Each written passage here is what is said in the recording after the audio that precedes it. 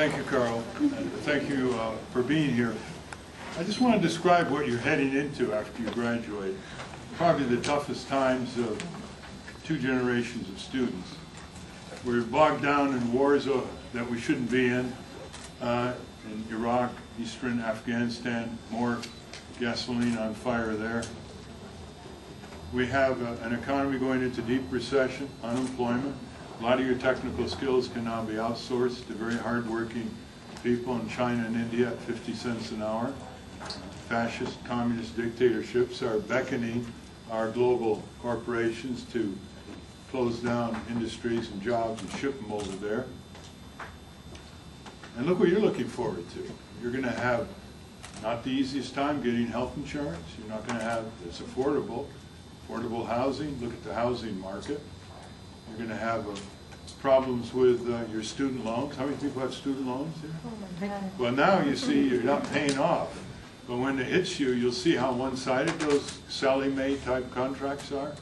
The fine print that you were not protected from by too many of universities around the country. I hope not this one, that had loan officers on the campus wined and dined by these companies. We believe that student loans should only issue from the Department of Education completely, without the profiteering of banks and the corporate subsidies that involve these Sallie Mae type gougers.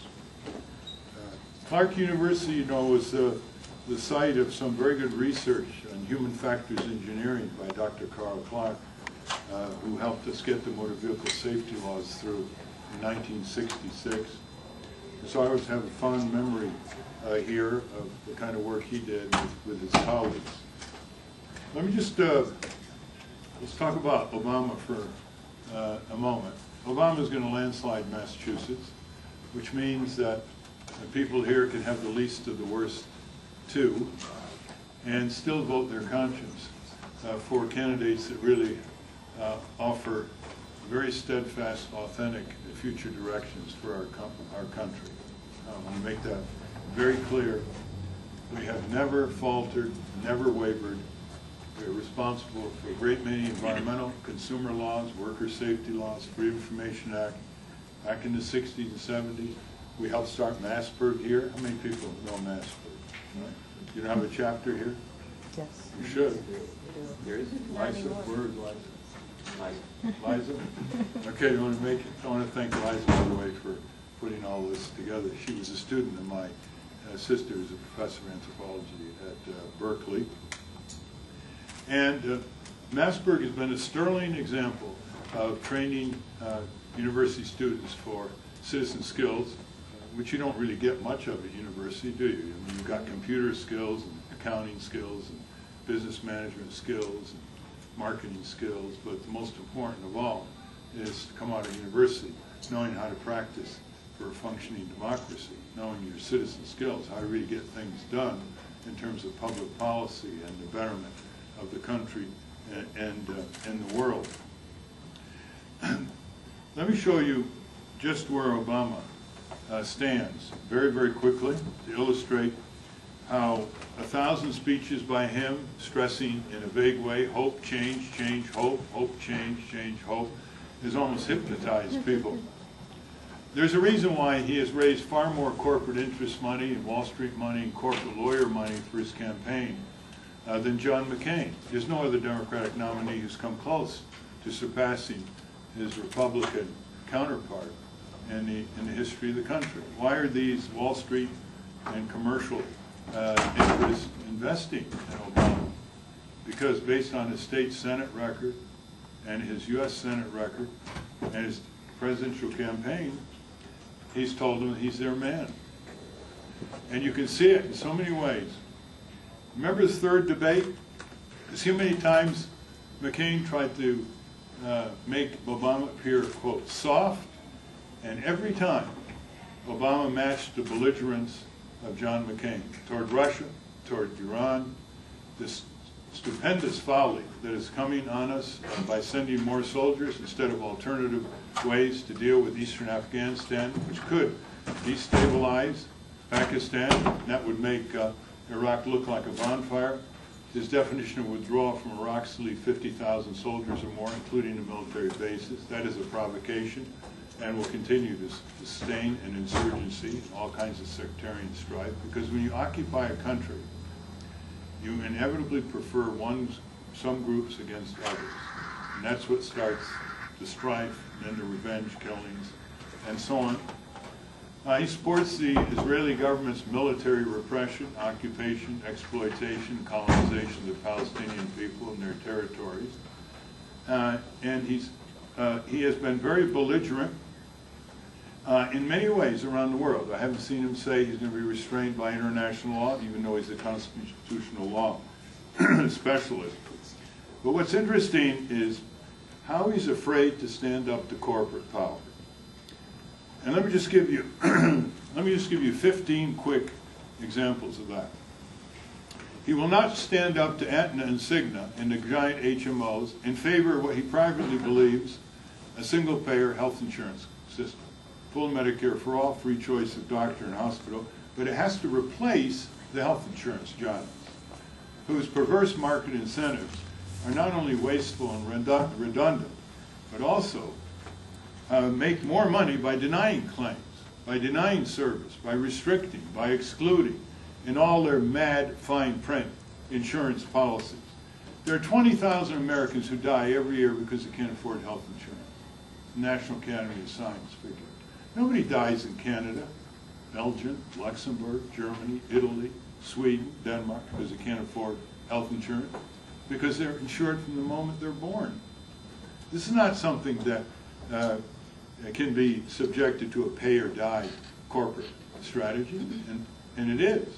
And it's shameful that Obama comes out for some cockamamie scheme that keeps the inflationary, exploding costs, volcanic exploding costs of the health insurance industry going from year to year to its obscene profits.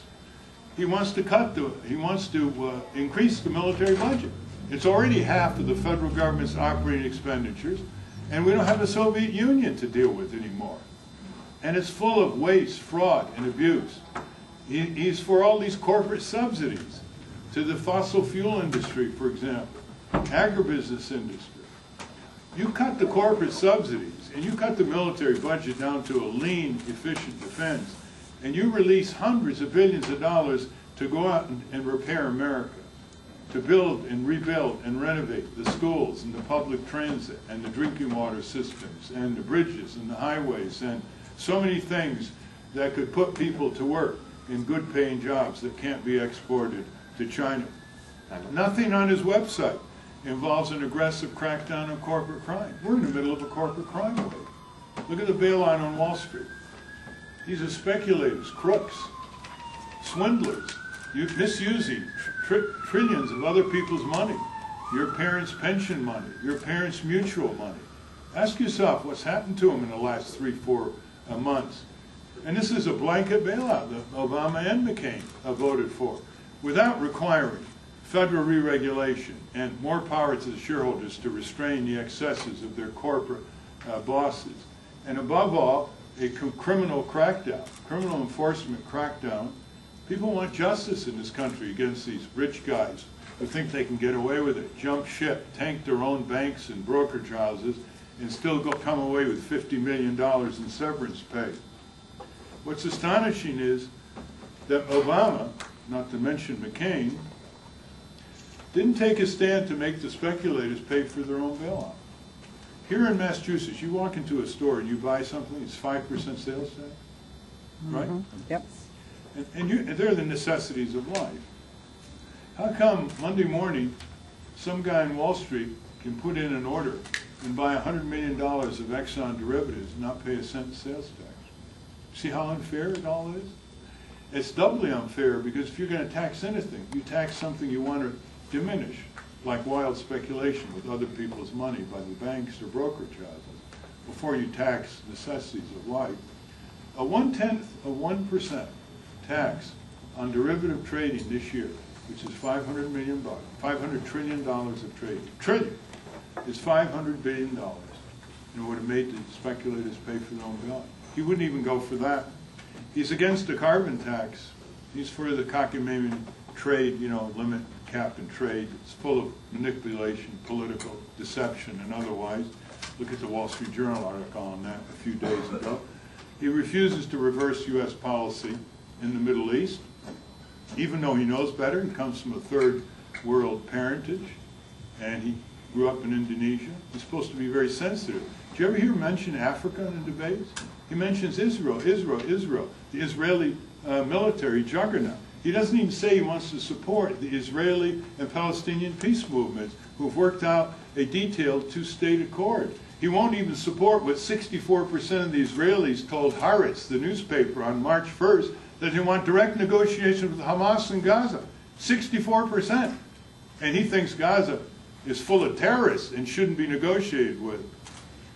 He is not for opening up the presidential debates. It's not very fair. The majority of the people want Ralph Nader on those presidential debates in poll after poll from 2000 onward. Doesn't want it. He's just like a mechanic. And as some of you know, the Debate Commission is a private company created by the two parties, major parties, 21 years ago, to get rid of the League of Women Voters sponsorship because they thought the League was a little too uppity and independent. They want to make sure no one else is on that stage and can be reached tens of millions of people. You realize how damaging that is? This would be a three-way presidential debate. It would be a three-way presidential race, if it was. Because if you are going to be on those debates, in the weeks and months beforehand, the national TV could not black you out. They would have to pay attention to you. And when you're excluded from the debates, the only way to reach tens of millions of people, unless you're a mega billionaire, and you're excluded from the national TV, then the press says, well, we're not going to cover you because you can't win. Well, who in the world can win in a situation like that? We're being covered now by Danish TV. They're just astonished. They can't understand how we have allowed a two-party elected dictatorship to gerrymander districts and remove competition between each other in 90% of the House of Representatives districts, for example, and in the majority of legislative districts here in Massachusetts. They can't understand how the American people are denied choices and agendas and future directions that they've told pollster after pollster that they want and get away with it. And what am I going to say to Danish TV when they wind up at the end of the day and they say, well, what's wrong with the American people? Why do they keep supporting politicians who go to Washington and vote with the corporate interests against the legitimate interests of small taxpayers, consumers, workers, and communities? What am I going to tell them? It's important for all of us to realize that the young people in this country have got to get much more serious politically. They cannot come up to people like me after sessions around the country and say, well, it's interesting what you said, but we're just not turned on politics. We're not turned on to politics. And I say to them, listen to the lessons of history. All over the world, whenever a large number of people don't turn on politics, politics turns on them in a very disagreeable, dictatorial, disgusting, and violent manner. Your forebears, possibly your parents, aunts, uncles, they took on three very important situations in our country in the 60s and 70s. They took on the Vietnam War, they took on the Civil Rights battle, they took on the environmental quest, and they made them headlines. They did it in the streets, marches, litigation, teach-ins. They were arrested, dragged off to jail, they lost credits, they were expelled from university. But aren't we proud that they did that in those years? And it's now your turn to put your arm on the wheel of justice and to start rescuing this country from the corporate supremacists and the corporate control of our government, department by department and agency by agency. Because it's your future. And you've got about 15,000 days and a little over 2,000 weeks before you turn 65. And if you think last week went quickly, you haven't seen anything yet. Ask your parents and your grandparents. Do not lose the most creative decade of your life, your 20s, because of personal hang-ups you should have got rid of in your teenage years. And I won't elaborate on that. You know what I mean? These are the years that you're going to pioneer, you're going to break the paradigm, you're going to ask the tough questions to our politicians and to our political and corporate leaders. And you know as well as I, if not more, that our country is full of problems we don't deserve, massive amounts of poverty, massive amounts of educational deprivation, terrible environmental problems, and a lot of political corruption and corporate crime. And we have plenty of solutions on the shelf that we're not applying because we're not providing enough civic and political energy, time, and talent at every community level, all the way up to Washington. I want to leave you with this suggestion. In the next 10 days, we want a good vote out of Massachusetts. You don't have to worry about Obama. He's going to win Massachusetts. You will not see Obama here. You will not see McCain here. Majority of the people in this country will not see Obama and McCain because of the states with slam dunk McCain, slam dunk Obama. We believe that's disrespectful to the American voter. We have campaigned in all 50 states. Get us out a good vote. If you're from out of state, spread the word to where you came from, where you come from. Get us out a good vote, and it'll help start building a third political force in this country. The more votes we get, the more influence, the more hammer, the more watchdog effort we'll have on the two parties when they return to Washington in 2009. If we don't get a good vote, the politicians are going to get a signal, aren't they? They're going to say someone who is about one of the best known non-politicians in the United States, who was called one of the 100 most influential Americans by Time magazine, which hasn't covered us yet, by the way, cannot arouse the American people to move on their own declared and perceived injustices. Not mine, yours. You know what's going on. And you can get more information more quickly ever than your parents and grandparents did because of the internet. So mobilize, galvanize, spread the word, get some serious conversations going, drop the iPod, stop the music for a little bit, and talk political talk. Talk big talk, talk meaningful talk. More details on our website, votenader.org. I think you'll love our website. I even managed to have a chat with an Amazonian parrot in Salt Lake City not long ago. And this is more details on the nature of our political economy and how our everyday lives are adversely affected by the concentration of corporate power. This is the cradle of the American Revolution. Massachusetts, Lexington, Concord. There are 13 colonies, King George III. You read our Declaration of Independence and our early patriots' accusations against King George III are remarkably applicable today to King George IV.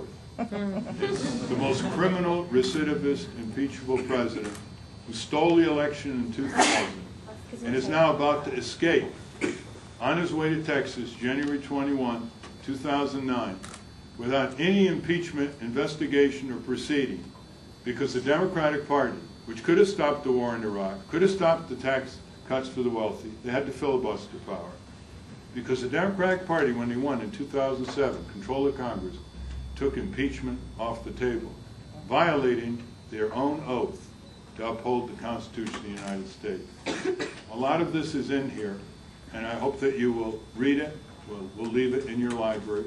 But if you want to pick it up here, Matt Zawiski, who is our chief organizer from a blue-collar family in Buffalo, New York, has just a few words to convey to you, and please give him a little attention. We're going on to our next event. Usually I stay 4 hours with students, all the way to midnight, till the last person straggles out. You'll have to forgive me this time, because we want to demonstrate with the Guinness Book of Records that this is, you must campaign at the community level. You can't spend hundreds of millions of dollars on silly 30-second redundant television ads. You want to respect the people. You support their their issues on the ground the way we do all over the country, from Alaska to Florida and Maine to Hawaii. For example, we do support question 2 to decriminalize marijuana and reduce it to civil penalties. We are in favor of a national amnesty for nonviolent drug offenders. Get them out of jail, get them rehabilitated, clean up the cells, and put in their place the successfully prosecuted and convicted corporate criminals. The